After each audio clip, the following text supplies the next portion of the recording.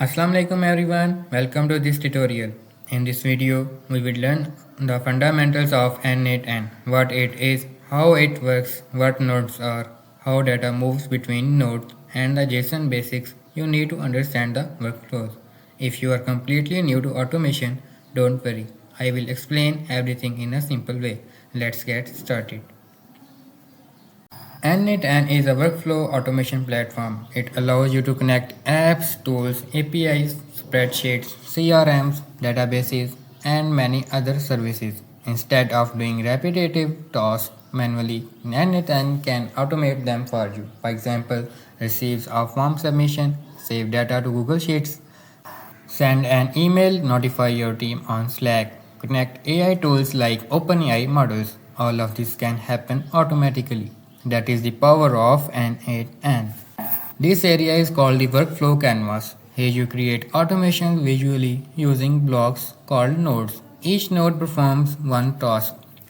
You connect nodes together to create a complete process. Think of it like building with Lego blocks. One block starts the process, other blocks perform actions.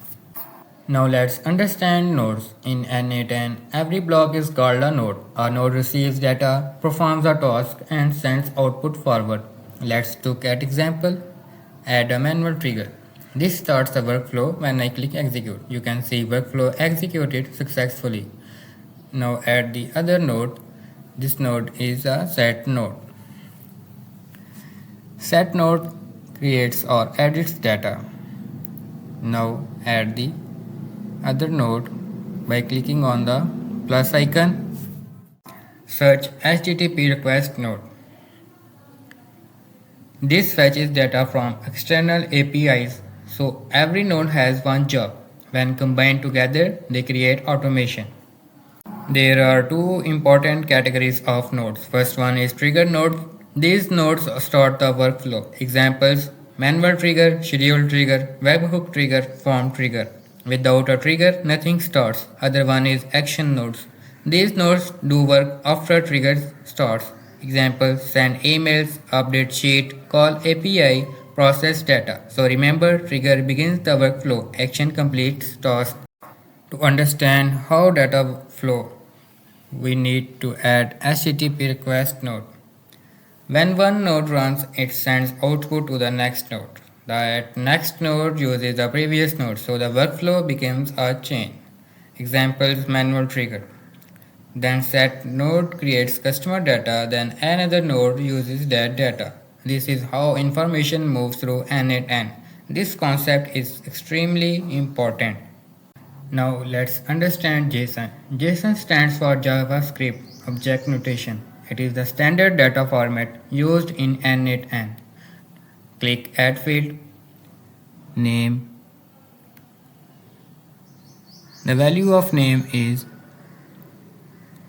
Umair. Click Execute step. You can see node executed successfully and the JSON shows. Now again add field, name, email, and the value of email is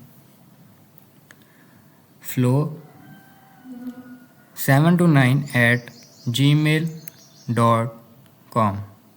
Again click execute step. You can see JSON shows name and the email. Again click add field. The name is city and the value of city is Lahore.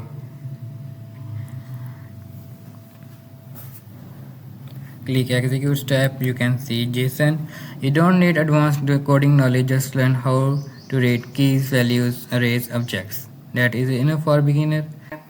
Let's do a quick demo. I will use manual trigger. Then I will add set node.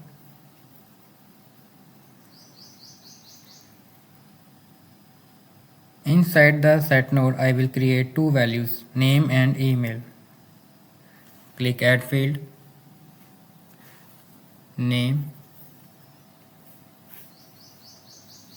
The value of name is Umair. Again click add field, The name is email,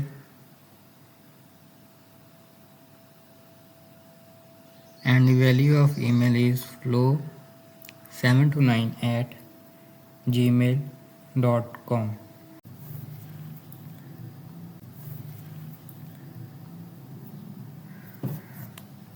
Now I run the workflow. Click execute workflow. You can see workflow executed successfully. This is how data is created and passed inside n8n. And here is the output in JSON format.